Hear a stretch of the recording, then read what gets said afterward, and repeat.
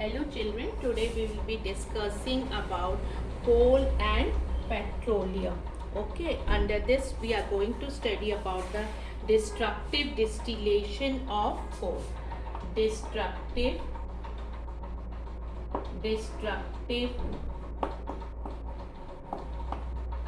distillation of coal. Okay children, now in this children, the destructive distillation of coal is carried out by heating coal strongly at 1000 degrees Celsius in the absence of air. 1000 degrees Celsius in the absence of air children. In the absence of air children, and it yields various useful organic and inorganic compounds. Okay, organic and inorganic compounds. So what all we get? We get coke, coal gas children, coal gas, coal tar.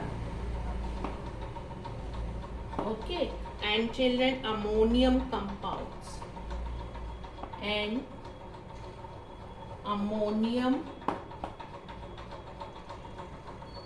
compounds. Fine. Now in this children, how it is produced children, to demonstrate destructive distillation of coal. Let us discuss it. In this children, what happens? Take two boiling tubes. What does we take? Two boiling tubes children. Okay, fine. Fine children.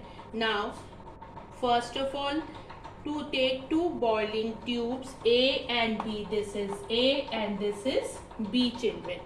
Then children, put powdered coal in a tube A. What we have placed here, this is a powdered coal. Okay children, powdered coal in the tube A children, and half filled tube B with water. Now there is a water children. Then and half filled tube B with water, and set them accordingly children. Now how this setting is, you can see a tube is fixed inside it. Wait, it is this way, and fine children. Now what happens children? Heat the powdered coal strongly. Now here it is. Heat is started for the powdered coal. As the gas strongly in boiling tube, as the gas is given off by the heated coal passes through the water in the tube A, you will see the black drops of coal tar collected at the bottom of the tube. Here what you are going to get? The coal tar at the bottom of the tube children. Fine children. And then the ammonium compounds will dissolve in the water. Now the ammonium compounds, which I have told you, we are getting coal tar and ammonium compound. So ammonium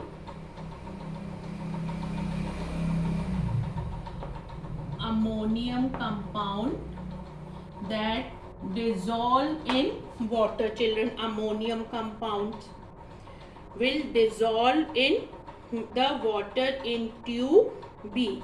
However, coal gas will pass through the water and rise up. This is the coal gas. Fine children. It can be lighted at the end of the open tube, and the residue left behind in this tube A after the gases have stopped being evolved, that is known as a coke children. What is it known as? That the powdered coal that turns into the coke.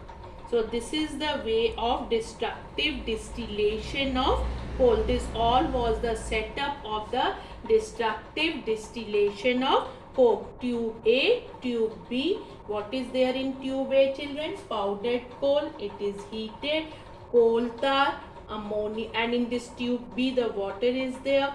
Now what is produced? Coal tar at the bottom, ammonium compound, this is coal gas, and here it is the coke. This was about the destructive distillation of coke. Now about the petroleum. Now about the petroleum, children. What happens? Petroleum or crude oil is found trapped in underground rocks. That is why it is called petroleum. It is mixture of several hydrocarbons, children. It is a mixture of several hydrocarbons. Fine, children. With the number of carbon atoms in the molecules varying 1 to more than 100. Now it is a mixture of several hydrocarbons with the number of carbon atoms in the molecules varying from 1 to more than 100. The different components in petroleum are separated and they are used in various ways. And the most important use is, children, fuel is the most important use. Now the origin. Okay. Now let us discuss about the origin. Petroleum is believed to have formed over a period of millions of years from organisms that lived in the sea at that time.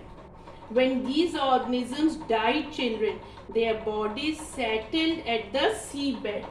Their bodies settled at the seabed, children, and get covered with sand and clay. Then over millions of years, heat and pressure,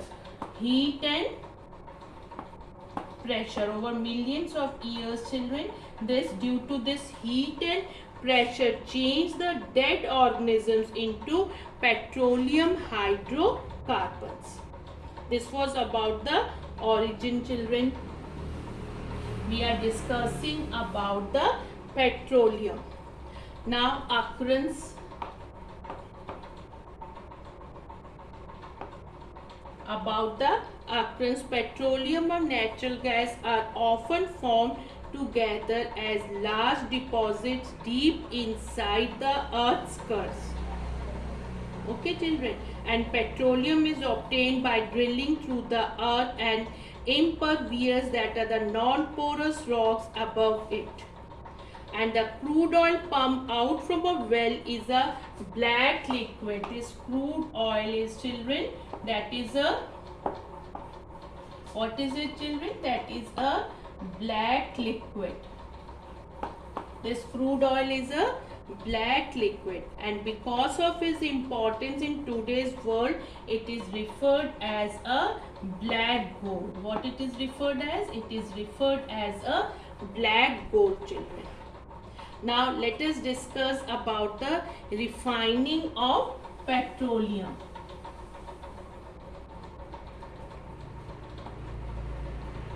Now we are discussing about the refining of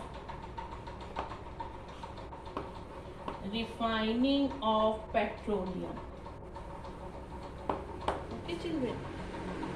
The various hydrocarbons present in petroleum, the different hydrocarbons which are present in the petroleum, children, they have different boiling points. Okay, their boiling points are different. Their boiling points are different. As the number of carbon atoms in a hydrocarbon increases, the boiling point also increases. As the carbon in the hydrocarbon increases, the boiling point also increases. This property is used to separate the different components of petroleum, by which process that is known as a fractional distillation. that is known as fractional distillation, children. Okay, the components with different boiling points are known as fractions. What are they known as? They are known as fractions, children. And the process of separating the fractions by the fractional distillation, that is known as refining. This all definitions, children, you all should know it very well. You have to prepare it. And now where this is carried out, that is known as petroleum refinery. What is it known as, children? That is known as petroleum refining. We are discussing about the refining of petroleum, children.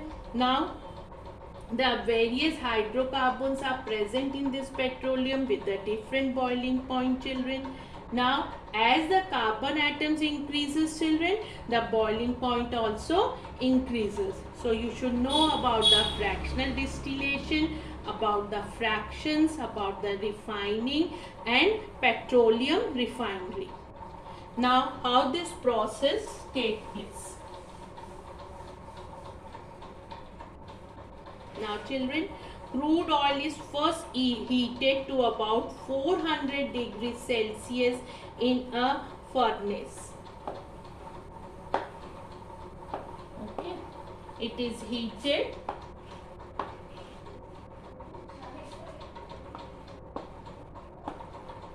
fine, children. Now we are discussing about the fractional distillation of petroleum. So this is a furnace. Now it is heated. Furnace, children, 400 degree Celsius. Petroleum. Okay. Now what it is said, crude oil is first heated about 400 degrees Celsius in a furnace. The vapors formed are passed into a tall fractionating tower. What is it? This is a children,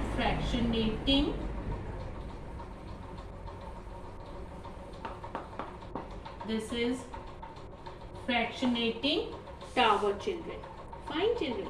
The hydrocarbons with the highest boiling point, they condense first, which are having the highest boiling point, that vapors will condense first, children. They get collected near the base of the fractionating tower. Where they will collect, children? At the base of the fractionating tower. At the base of the fractionating tower. Then as the vapor rises, the hydrocarbons with lower boiling points, they condense at different heights, children. They get separated in the fractionating tower to form different fractions. The hydrocarbons with 1 or 4 carbon atoms, which are gases, do not condense and they escape. What does they do? They escape from the top of the tower, children. Fine, children. Then each fraction obtain itself a mixture of several hydrocarbons. So what are that products? That, as you can see, what are that fractions which are obtained, children? Here it is heavy oil. Okay. Then after it is light oil, heavy oil, light oil, then kerosene, okay, and then gasoline. Okay, children. Then gasoline plus naphtha, and here it is the petroleum gas. Now number of carbon atoms in heavy oil, children, it is 20 to 25, and in light oil it is from 16 to 20 carbon atoms. In kerosene it is 10 to 16, and in gasoline it is 4 to 10, and petroleum gas, children, it is 1 to 4. Okay, these are the number of carbon atoms. Now, what are the uses of petroleum, children? As I have told, the primarily used, it is used as a fuel, children. In addition, some chemicals obtained from petroleum are used to make medicines, ointments and cosmetics also. Now let us discuss about the natural gas, children. Now about the natural gas, children. Fine, children. Natural gas is found along with petroleum in reservoirs under the ground. It is chiefly made up of methane. It is chiefly made up of methane, children. Fine, children. So butane and propane are also present in small proportions. It can be easily transported through pipes and is a clean, non-polluting fuel. What is, children? It is clean, non-polluting fuel.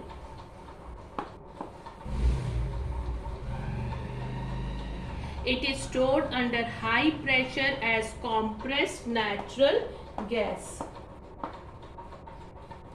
CNG is used for power generation. Okay, is also known being used as a non-polluting fuel for vehicles. Now, energy and technological development. Our energy.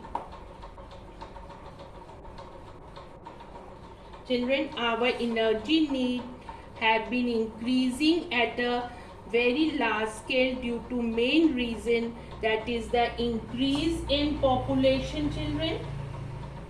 Increase in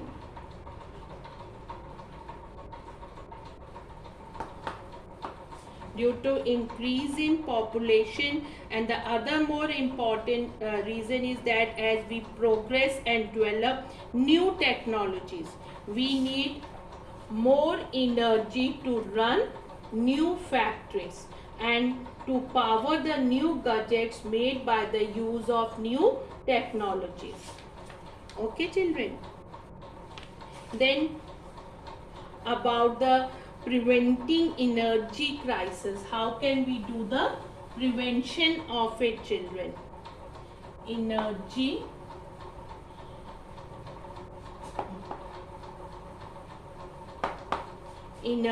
crisis.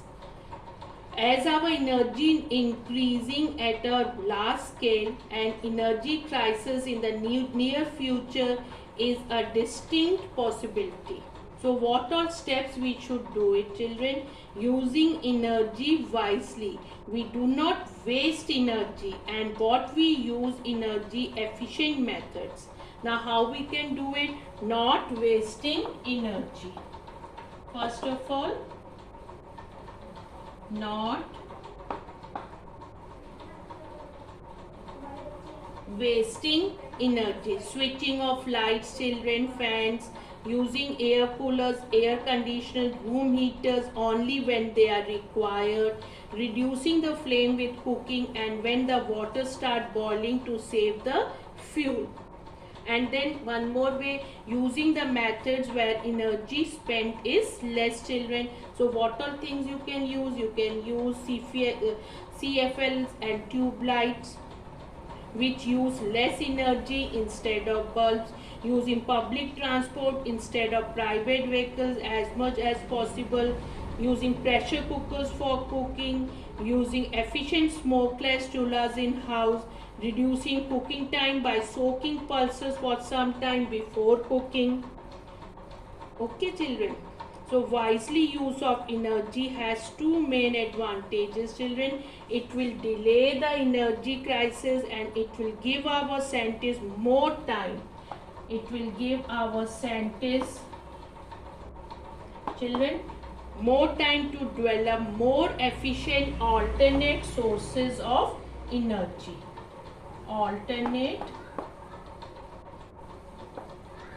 sources of energy. Now conservation of fossil fuels, children. So what it is, alternate sources of energy such as solar, wind and biomass should be used in place of fossil fuels, children. And what is about the biogas, children? That is a cheap biogas. Biogas is a cheap and convenient fuel for our rural population. It is produced from the waste products like human waste, cattle dung, garbage, children. Effective use of biomass. Effective use of biomass is to derive many products of industrial and commercial importance has increased with the progress in biotechnology. So children, we have discussed today about the process of heating coal in the absence of air. What is it known as? Yes, destructive distillation of coal, children, and it gives useful products such as coke, coal tar, coal gas and ammonium compounds, children. Then we discussed about the petroleum, children. Is a fossil fuel formed over millions of years from the bodies of dead sea organisms. The natural gas is chiefly made up of methane, and we should use the energy crisis. We can prevent the energy crisis by using them wisely, children. What all things we can use, children? That is solar energy, wind and biomass are some of the alternative sources of energy which can be used in the place of children fossil fuels. Okay children, thank you so much.